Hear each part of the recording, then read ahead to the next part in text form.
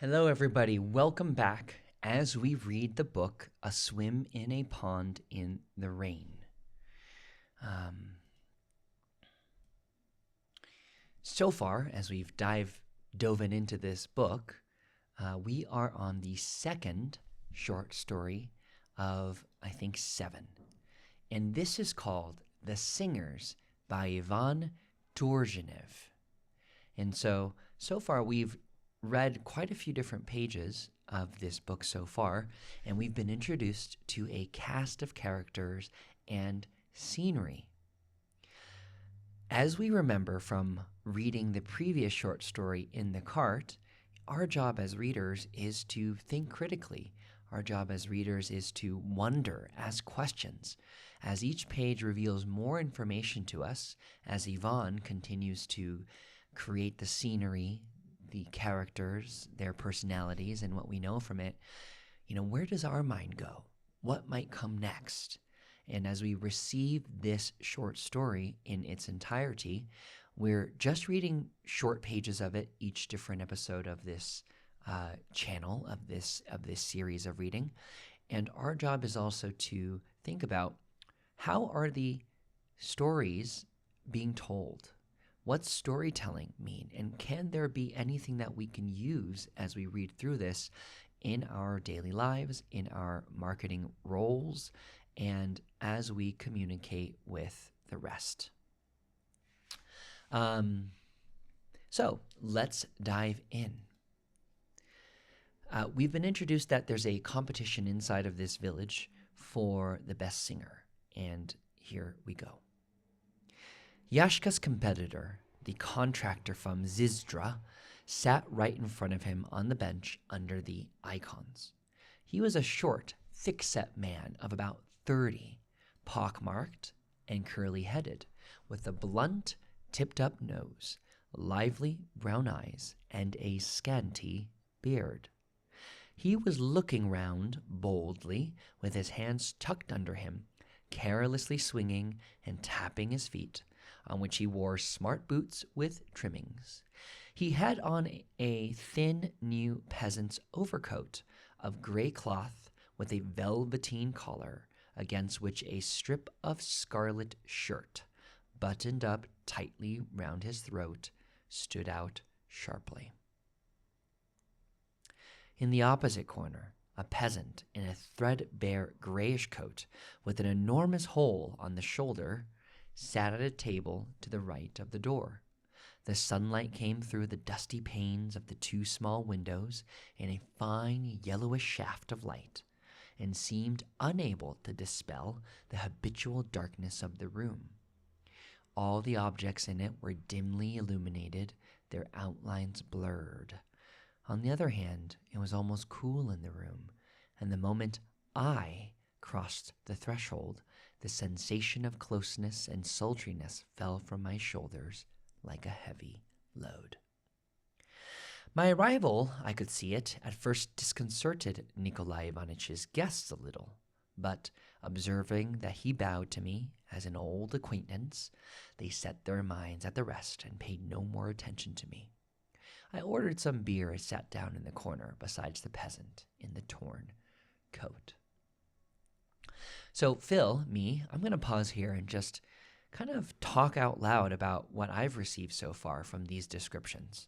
In the previous readings, we've seen the other character, the nickname Wild Gentleman, and we have also been introduced to a few other characters like Blinker and Booby and Nikolai Ivanitch, the owner of the pub. And so far, we're kind of getting a sense of the characters, more of them that are going to be competing. We also get a sense that this is a very tight-knit community, and so if the bartender or the owner doesn't know you, there might be something wrong or might something be going on. We also kind of got the sense of earlier in the story, the author of this short story, Ivan, was introducing to us that generally Russian pubs are dark. And then once you go through them, then you get into this other room. That's also kind of a little bit, I'm thinking, like dreary a little bit. There's like this bench in front that serves vodka. And so I love this line.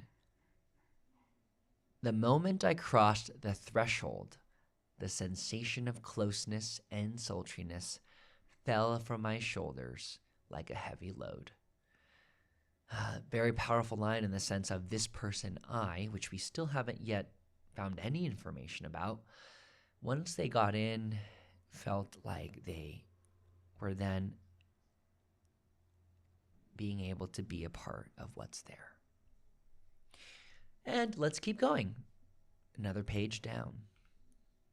Well, Booby cried suddenly after having drained a glass of vodka at one gulp, accompanying his exclamation with those strange gesticulations, without which he evidently could not utter a single word. Well, what are we waiting for? Let's begin, eh, Yashka? Yes, let's begin, Nikolai Ivanitch echoed approvingly. Let's begin, by all means, the contractor said coolly and with a self-confident smirk. I'm ready. Me too, Yashka declared with a catch in its voice. Well then, begin, my lads, begin, Blinker squeaked. But, notwithstanding this unanimously expressed wish, neither of them began. The contractor did not even stir from his bench.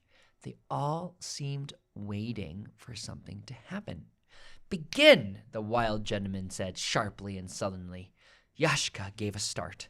The contractor got up, pushed down his belt, and cleared his throat.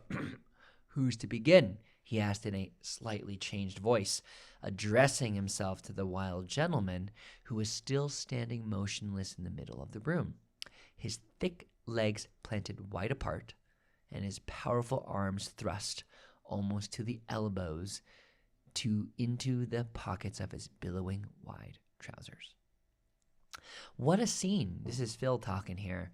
You know, we've had the two people that were outside trying to call that there's going to be a competition, and then suddenly, despite all of these descriptions of who these people were, you would think that they just start right in.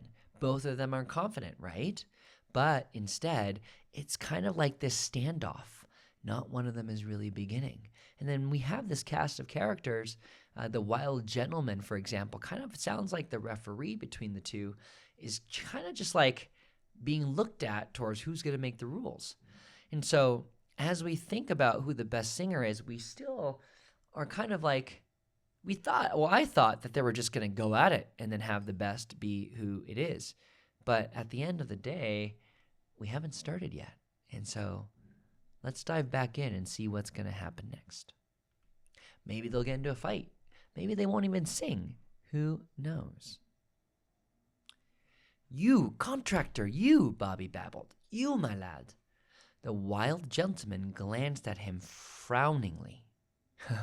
Bobby uttered a faint squeak, faltered, threw a hasty glance at the ceiling, wriggled his shoulders, and fell silent.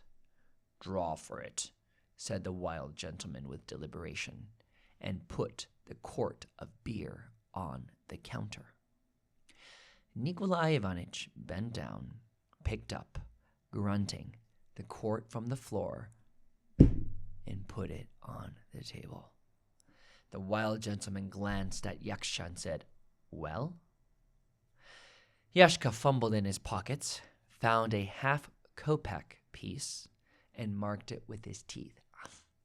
The contractor took out a new leather purse from the skirt of his coat, slowly undid the strings, and, pouring out a lot of small change into his hand, chose a new half-cock piece. Bobby held out his battered old cap with its loose and broken peak. Yashka threw his half-kopeck into it, and so did the contractor. You choose, said the wild gentleman, addressing Blinker.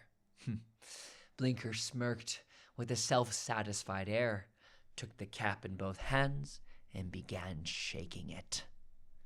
A dead hush fell for a moment upon the room. The coins clinked faintingly against each other, and I looked round attentively. Every face expressed strained anticipation. Even the wild gentleman half closed his eyes. My neighbor, the little peasant in the torn coat, also craned his neck inquisitively.